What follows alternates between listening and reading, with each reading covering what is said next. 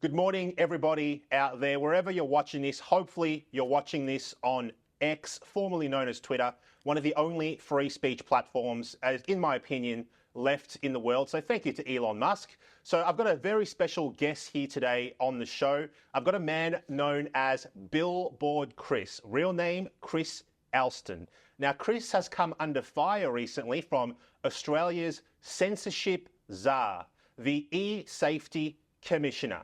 With that said, let's get stuck into it. Chris, thank you so much for being on the show today. Thank you for having me. It's a great honor to speak with you today. Back home in Canada, no politicians will ever talk to me. Well, hopefully with your message getting out there more and more, because I have tried to censor you, what's happening now is your message is more popular than ever, it seems, and eventually they're going to have to talk to you, because I think you've got a very strong and very decent message out there. So, Chris, if you could tell me, who is the real Chris Alston, and how did the Billboard Chris alias come to be? So I'm just a normal guy. I'm a dad. I'm a husband. I've got two girls. They're 12 and 14 years old now. And I used to have a normal life. I was a financial advisor, an investment guy, and then I had an insurance business for a little while. But I've been watching our world go downhill, spiraling downwards, and I wasn't loving that. And then when I learned about puberty blockers and this whole business of child transition, I think in 2019 is when I first came across this. I couldn't believe what I was reading. I saw this term puberty blockers and I thought, what are those? So I looked into it, and of course they are exactly what they sound like. We are stopping puberty. We are stopping the natural development of perfectly healthy children because they've been indoctrinated to believe that they were born in the wrong body. They were born wrong. They need to be something they're not. This is so psychologically abusive. But now we're experimenting on them with chemical castration drugs that were approved for prostate cancer, endometriosis, uterine fibroids, same drugs given to this day to pedophiles to chemically castrate them. Are they giving this same drug to girls as well? Yes. So or something similar? It's the same exact drug. So the technical term, these are gonadotropin-releasing hormone analogs, and they stop the pituitary gland from releasing a couple of different hormones which trigger testosterone in boys, estrogen in girls. So while kids are on these drugs, while anyone's on these drugs, it basically takes their estrogen or testosterone down to zero. So this sounds very serious. What kind of ages are these things being prescribed? Well, they're puberty blockers, so they're designed to stop children from going through puberty. So they give them at Tanner stage 2 is the technical term. For girls, this is probably 2 years before they've had their first period. They're going to be 10, 11 years old. Boys are going to be 6 months to a year later. It stops them from producing their own hormones, which are what trigger their secondary sex characteristics to develop. So girls' breasts won't grow, their hips won't get wider, boys' penises don't grow, they're losing bone density. Some studies show IQ loss. Some more recent data that's come out through the WPATH files showed that these drugs and the cross-sex hormones are leading to cancers even. But all of this is just not even a giant experiment on kids, because with experiments there are rules to follow, there are objectives, there's follow-up. There's none of that with this. It's literally, they're just spitballing, they're figuring it out as they go, and they're experimenting on kids with no follow-up because apparently it would be too traumatic if a child were to go through puberty. So I've seen a few videos of yourself on X. Mm-hmm. You were out in the street, I believe, yesterday or the day before with your billboard. Did you have those printed here, or did you bring them all the way for you from Canada? No, I bring them with me. They go in a box. They go in the oversized baggage. Very good. You're committed to the cause then. How were you received? Any memorable encounters there? Yeah, plenty of memorable encounters. It was pretty crazy yesterday. So I've been out there 2 days now, and I'm going to university right after this. But first day was a little more quiet, but we got a little bit of everything. We went to Flinders Street Station there. So you get people from all walks of life. Some people didn't like us. I have a lot of support everywhere I go, always, especially from the men. It's primarily young women who disagree with me because they've been indoctrinated through school and university to believe that this is being kind. It's a way of helping children to be who they really are. And they've all fallen for this lie that children are going to kill themselves if we don't transition them. What have you come across that, in your opinion, has been the most shocking so far? That's a long list. There's a lot. But they're cutting off the breasts of girls as young as 12 years old. Do you think that a girl at 12 years old is old enough to be making those kinds of decisions? Obviously not. I have a 12-year-old. I have a 14-year-old. They can't decide what they want to wear to school. Yep. Now, my kids are pretty mature, so they can. But you know what I mean. Yes. They're children. They're doing this to 10-year-olds. They're giving them puberty blockers. Now, the surgeries, I know as young as 12, because there's a psychiatrist at the Kaiser Permanente in Oakland, California, where they've admitted to this. There's a girl named Lea Jane who's suing right now at that same clinic. She was just 13 years old in 1 month when her breasts were cut off. And she was struggling with other mental health comorbidities and autism, which is very common among these kids. Lea Jane is an 18-year-old detransitioner. She's a girl who was pushed into transition, all these horrible mutilations and chemical injections when she was a little kid. Now she's 18, and she says she greatly regrets it, and she's suing her doctors. Here's her story. I really want to say that Put I a pause don't right think there. You can hear it right away.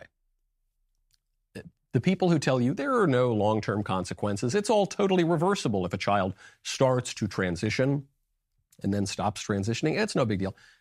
This girl's voice is quite deep, and it's going to be deep for the rest of her life, and there's nothing to change about that. This girl has aspects now in her body which are quite masculine because she was pushed into this as a kid, and there's no reversal for that, and someone has to be held accountable, as she says.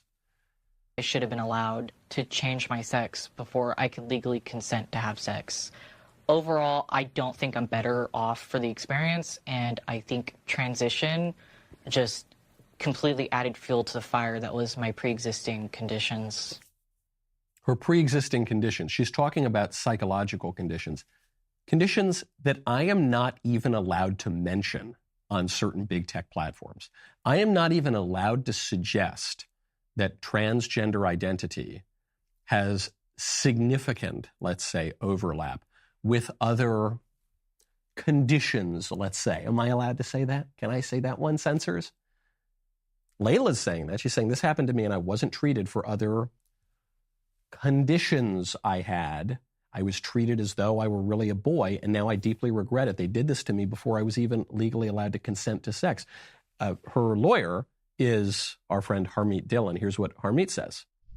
She was not given the mental health treatment necessary, and it was not disclosed to her family or to her that for example, teenage transitioners desist from transition at a 80 to 90% rate, that the majority of people who go through this regret it later on, that it wasn't a solution for her mental health problems, that many girls, in fact, most girls probably struggle with puberty. And so it is our position legally as a matter of law that informed consent was missing here, because is it impossible for a child to give informed consent, and it is impossible for parents who are not fully informed and with a child that was not properly treated to also give that consent. And Laura, an important point here is that, you know, you've had me on with our client Chloe Cole as well, and Kaiser doctors use the line on her and her parents, would you rather have a live son or a dead daughter? The exact same line was used in this case. So it appears to be a script that certain Kaiser doctors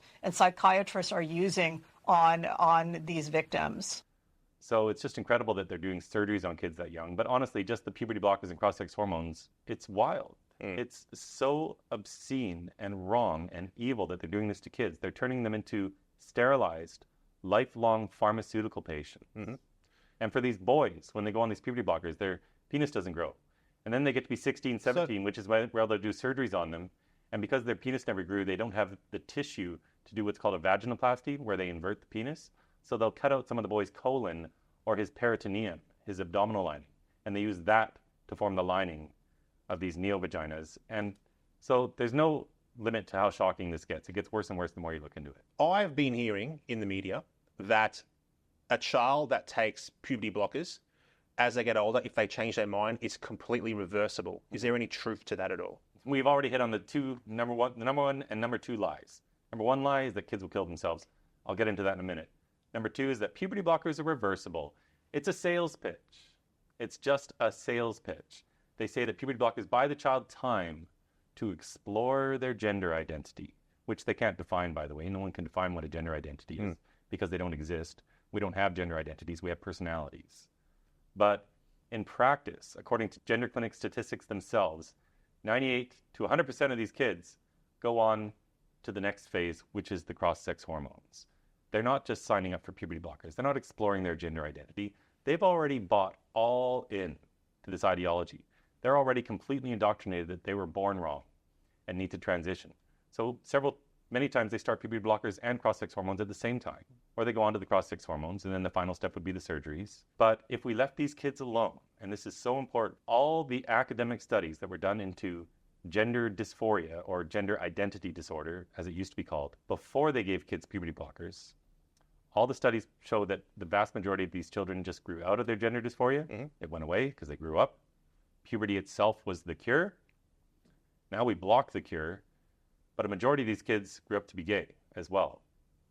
Now, the most recent study that was done followed 139 boys from the age of 4 or 5 all the way into their 20s. 87.8% of them outgrew it. 63.6% grew up to be gay. But now these kids don't have a chance to grow up. And so this is also a homophobic movement, because these kids that would grow up to be gay are now being convinced that they're trans, and they'll never find true happiness unless they alter their body. And this is supposed to be progressive. If you don't like your body, you can just change it. For a child, this is crazy. If they think that they're a girl, why do you have to give them hormones to make them more of a girl? Because I'm sorry, can you expand on the question? It's a simple question. If you say that the child thinks it's a girl, so you're going to give the child hormones. If the child thinks it's a girl, let it be a girl. Like, you don't have, why are you adding hormones? If you're shooting hormones into a child and you're affecting the child's development, you're saying that's not a choice. That's nonsense. Of course it's a choice. You're choosing to chemically change this child's body. You're choosing to inject things into this child's body on a regular basis that are going to radically affect the physical development of their body. Now, Chris, you've had a run-in with Australia's very own Ministry of Truth recently. In an Orwellian turn of events, our e-safety commissioner, Julie Inman-Grant, issued you with a takedown order for the grand crime of misgendering an Australian woman who identifies as a man named Teddy Cook in a social media post on X. And yeah, let's talk about Julie Inman-Grant and her illiberal and outrageously political demands requiring X, formerly Twitter, to take down posts supposedly for our safety. It's not just a footage from an alleged terror attack in Western Sydney. Her takedown orders include one from a breastfeeding advocate, Jasmine Sussex, that said men cannot breastfeed. Well, of course they bloody well can't. And a post from our next guest, Billboard Chris, that misgendered trans activist Teddy Cook. Why is Cook, who is a UN advisor on trans and non-binary people, who posts about bondage, bestiality and taxpayer-funded sex changes, being protected by Julie Inman-Grant, who has threatened X with a massive daily fine of $782,000 if the posts are not removed? Now, for those who don't know, Teddy Cook is a trans activist who, according to the Daily Mail, and I'll quote, plugs bondage, bestiality, drugs, and taxpayer-funded sex change operations. Her now private social media posts are awash with X-rated material, including public nudity, bondage parties, trans orgies, and even a photo of a man apparently having sex with a dog. This same activist also landed a job on the World Health Organization expert panel, drafting care guidelines for trans and non-binary people. It has also been reported that there is a professional connection between Teddy Cook and Australia's e-safety commissioner, Julie Inman-Grant. As a result of calling out this individual on your personal X feed, our e-safety commissioner has formally exercised her powers and issued X with a takedown order for your post. Now, Chris, do you think it's appropriate for the e-safety commission to have these kinds of powers to censor you, a foreign citizen, for the grand crime of believing in biological reality? No, of course she shouldn't, and it goes further than that. No government official, no unelected bureaucrat should ever have the power to take down someone's post from halfway across the world just because they're offering an opinion that someone doesn't like. Hurt feelings are not the end of the world. When you are advocating for trans-identified people to take illicit drugs because they'll have better sex, when you are advocating for bestiality and bondage, you have absolutely no right sitting on some World Health Organization panel drafting the healthcare guidelines for struggling kids. Yep. She has her own issues she needs to deal with, which is essentially what I said in the tweet. It's an outrage. She's on this panel. She needs to be called out on it. This is a public individual, and they're open to criticism. So what's happening here is we have a trans activist who's been appointed to this role of e-safety commissioner. The previous post that she ordered taken down was one about men chest feeding. I've seen that one. Can you, for the viewers at home, delve into that a little bit more? in this inclusive society, we're supposed to accept that men should chest feed babies by taking some chemical concoction that enables them to lactate whatever substance is coming out of them. And so a woman in Australia took issue with this, as she should, and her post was ordered taken down. Australians aren't allowed to see it. Julie Inman-Grant is deciding unilaterally what Australians are allowed to see and what they're allowed to say. And that's outrageous. She's also trying to control the whole world. She has. That's actually come out in the media recently, where she was attempting to order X to globally take down something that she did not agree with, which I think is an egregious breach of her powers. And honestly, I don't think any government bureaucrat should have that level of power where they can arbitrarily decide what can and can't be seen across planet Earth. That's right. At the World Economic Forum, she gave a speech where she said we need to recalibrate free speech. Yeah. Whatever that means, it's not good. And everything feels binary when it doesn't need to be. So I think we're going to have to think about a recalibration of a whole range of human rights that are playing out online, you know, from freedom of speech to the freedom to... How do you think that the world has reacted to the extreme censorship that we've been seeing here in Australia? Are we a laughingstock? Is that what's going on here? In a way, I like to be a positive person, so I think the world still thinks very highly of Australia's people. But the Australian government is for sure a laughingstock. There are a lot of good politicians here still speaking up. Maybe not a lot, but there are several of them at least, which is more than I can say for Canada on many of these issues. What is the landscape like in Canada? Is there a bipartisan support for things like this? So Trudeau wants to pass a hate speech bill, which would be similar to what's going on here with the misinformation and disinformation bill and the existing e-safety commissioner. All these bills are sort of similar. It will allow for some unelected bureaucrat, again, to make decisions. What is hate speech? Is misgendering someone hate speech? Who gets to determine this? According to their definition, it has to rise to the level of detestation. Well, these are all subjective. This is all ultimately up to one person. And of course, there's going to be political bias going on here as people push their agendas. But we see similar bills going up all over the world. So I don't think Australia is an outlier at all. I think they've led the way in this. You're the first nation to have this sort of person with these powers. But this same agenda is being pushed globally through organizations like the World Economic Forum and the UN. Yeah, correct. This American who worked at Twitter in the pre-Elon days, who was constantly trying to have big tech censor independent voices, made it all the way over to your country, and from her position in the government, teamed up with the World Economic Forum and tried to implement new censorship. So for those that don't know out there, if you've been living under a rock somewhere, we're staring down the barrel right now of a bill called the Misinformation and the Disinformation Bill. This bill will give the government and their chosen bureaucrat of the day the power to censor the internet of views that the government themselves decides that is misinformation or disinformation. So if they label something as that, they can have it wiped from the record. But that does not include mainstream media, it does not include the government themselves, and it does not include educational institutions. Misinformation, disinformation. And we know that this is an agenda that the federal government has been driving for more than a year. They have a misinformation, disinformation bill coming up that will essentially mean anything that you post on social media, I post on social media, the Communication and Media Authority, a government bureaucratic arm, can come after you and tell you to take it down, and they can fine you if they believe that what you are saying is wrong. You're asking the government, or the government is asking itself, to have a bureaucratic outfit that decides what is and isn't the truth. It's the stuff of communist regimes. You're truly going to have an Orwellian society if that bill goes through. Yeah. That cannot be allowed to pass. Do you think we've got a problem with our universities in Australia here, I guess maybe all across the world, moving away from truth and rejecting objective truth and moving towards, I guess, a bit of Marxist ideology? It's a disaster everywhere. The left has taken over universities for the last several decades. To be a conservative on a university campus is almost unheard of in some of these places. The ones that are there have to be quiet about it. To be a Christian, that means you're some sort of oppressive person, so they're quiet about it too. Will you be heading to some kids are all getting universities? Indoctrinated. Yes, I will be. When will you be doing that? Tomorrow? Or? Today, tomorrow, today? the next day, the next day, the next day, up in Sydney, probably the next day. Yeah. So we'll see what happens. I'm busy, but yeah, universities are one of my favorite places to go.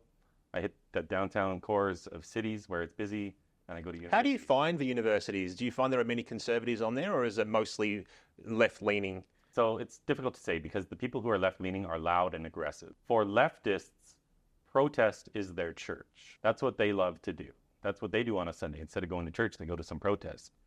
This is what their whole social circle revolves around, being a social justice warrior. It's not enough not to be a racist today. You have to be anti-racist. You have to be active in fighting against the evil white man, right? Yeah, the perceived racism that only exists in their own heads, it Correct. seems like. So I hear from them a lot because, for example, today when I go to the University of Melbourne, they'll find me very quickly and they'll text all their friends and they'll come out. But there will still be a lot of quiet support for me there. Do you find that these people that potentially don't agree with you are having a civil discourse with you, or do you find that they're a bit unhinged sometimes? You suck. Fuck you. Fuck you. You're not wanted. Fuck you. You're a fucking idiot. You're a fucking. I don't know what to say. I guess these police officers are mostly indoctrinated as well. They're afraid of the mob. I think they're afraid that if they do anything to actually keep law and order, that they'll end up being on the end of this verbal abuse. So it's just cowardice from everybody all around. People probably want to know, how do you keep your composure? What's that? How do you keep your composure? Fuck you. Fuck you. Fuck you. Nothing. Fuck you. Fuck you. Fuck you. Fuck you. Fuck you. Fuck you. Fuck you. Fuck you. Fuck you. Hey, get this fucking okay. Any discourse would be fine. Discourse is impossible for them. A conversation is impossible. They go around in circles. I'll ask them questions like, what does it mean for a girl to be a boy? Nobody can tell me. What does it mean to have a gender identity? They can't tell you, but if they do try to get to it, they'll use a circular definition like, well, it's your gender is different than your sex, and it depends on how you like to express yourself. So, for example, if a boy likes to play with dolls, I guess this puts him on the girl end of the spectrum. Now, they won't say it that simply, but that's ultimately what it comes down to. And if you look at the most popular resource in the world, it's this cute little image of a gingerbread man called the genderbread person. And it finds right on there that your gender identity is based on your personality, your job, hobbies, likes, dislikes, roles, and expectations. So all sexist regressive concepts of what it means to be a man or a woman, that's what determines your gender identity. And when you point out to them that, so if a boy likes pink and he likes to cook and bake and dance, does that make him a girl? They all know that's ridiculous. But when you ask them what does it mean for a boy to be a girl, they can't define it. And ultimately, that is what it comes down to. So they know instinctively that it's wrong, but they're pushing it anyway, because this is essentially a cult operating throughout the Western world where people self-police their own thoughts. They don't allow themselves to examine the evidence or admit the truth, because if they were to do that, it would shatter their whole social structure, their whole social circles, and it would disrupt everything they've come to believe is true, that they've been indoctrinated into for years, so they just won't allow themselves to confront it. So I basically just ask questions to get them thinking. But normally I'm just out there to reach the normies. Chris, we are often lied to by the government and the experts of the day. We were told that COVID vaccines were 100% safe and effective, that a woman is any person who just feels like a woman. And here in Australia, we were told some years ago by a bureaucrat that even the rain that falls isn't going to fill our dams and our river systems. It appears that facts don't always matter to these people in positions of great power. What is the key to making sure that your message resonates and sticks?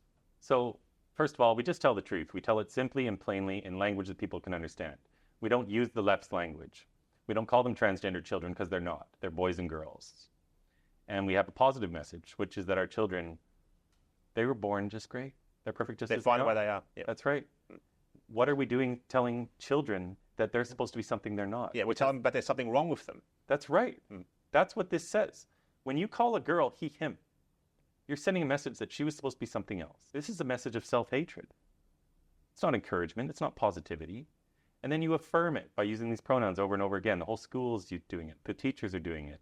This is heavy indoctrination into what is essentially, for all practical purposes, a cult. And what chance does that child now have of coming out of this? And when we look at the children who go to gender clinics, they're overwhelmingly kids struggling with other mental health comorbidities. Autism is extremely common. Depression, anxiety, sexual abuse. Probably a majority of the cases, these kids have been sexually abused. Kids in state care are way overrepresented. Kids are cutting, they have eating disorders. And now we're saying, ignore all of that.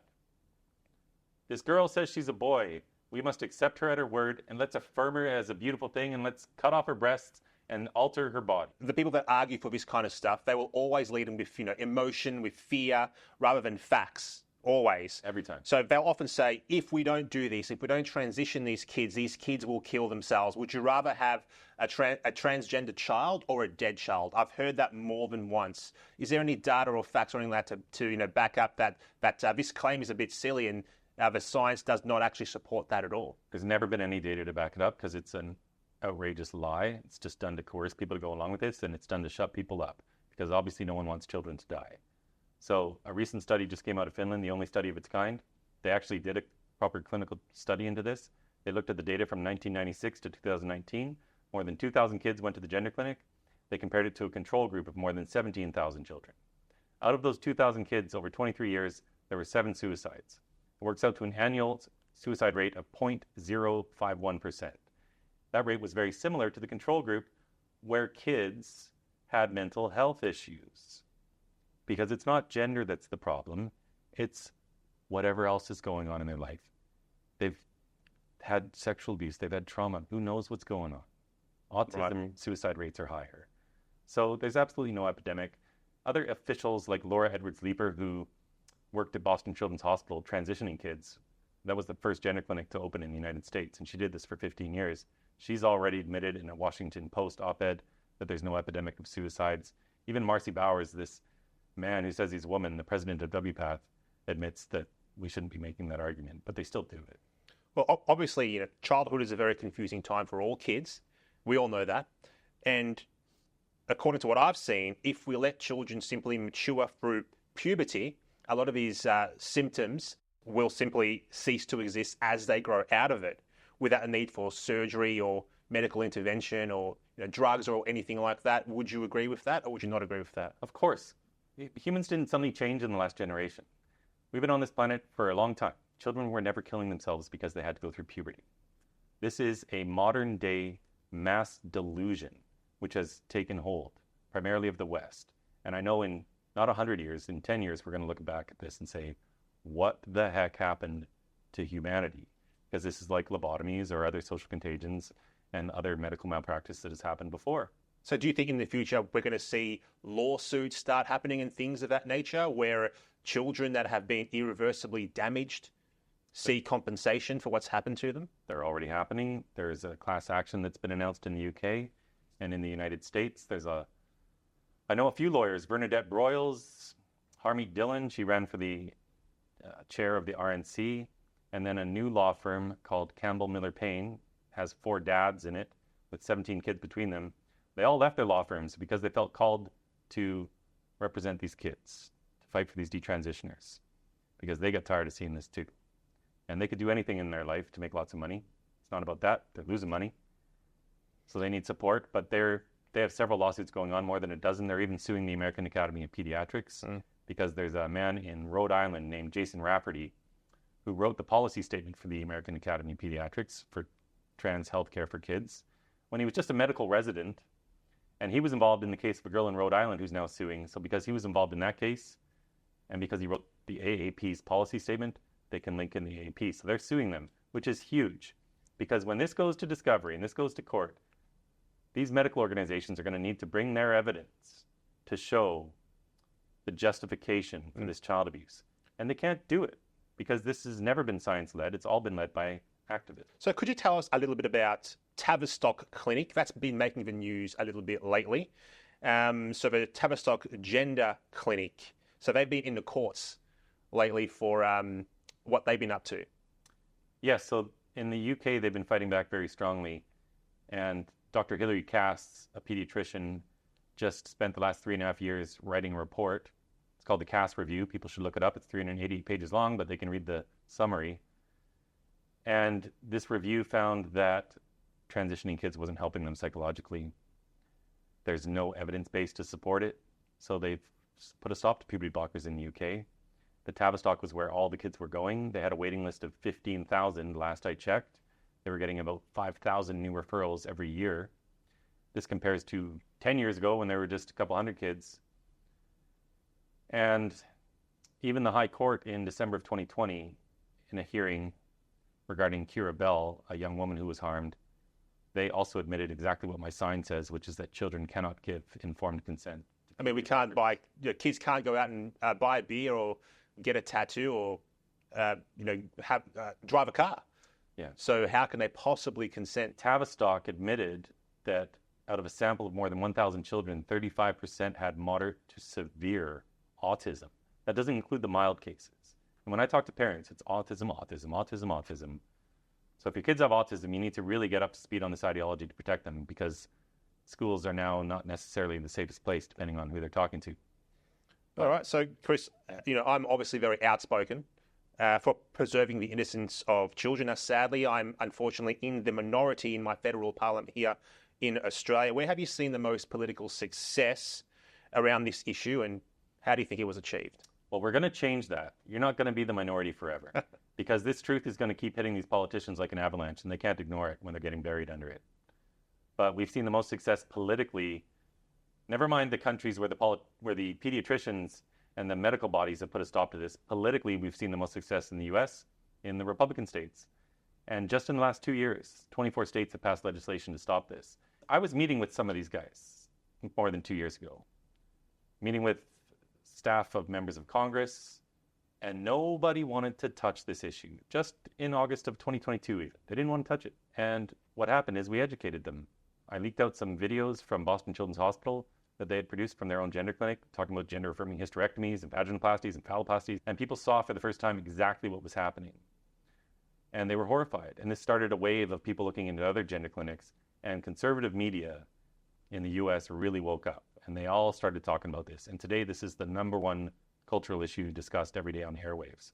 So they've gotten educated, and when you educate parents about this, they get outraged. And I always knew, for every 1,000 people I talk to, 2 or 3 of them are going to turn into lions. It's like this speech that Javier Milei gave, the president of Argentina.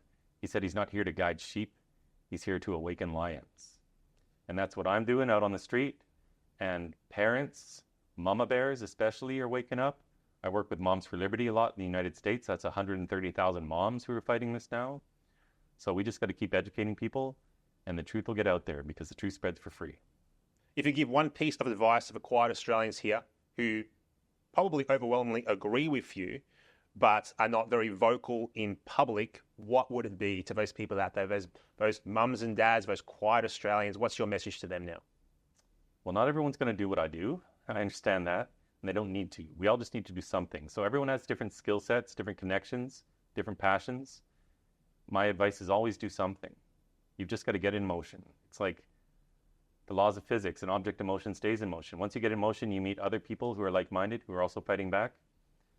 And whether it's just talking to your school's teacher, talking to the principal, talking to your elected representative, educating them, sending them the CAS report, holding town halls, do whatever you can. But we have to stop being afraid of being called names, because kids are being harmed for life.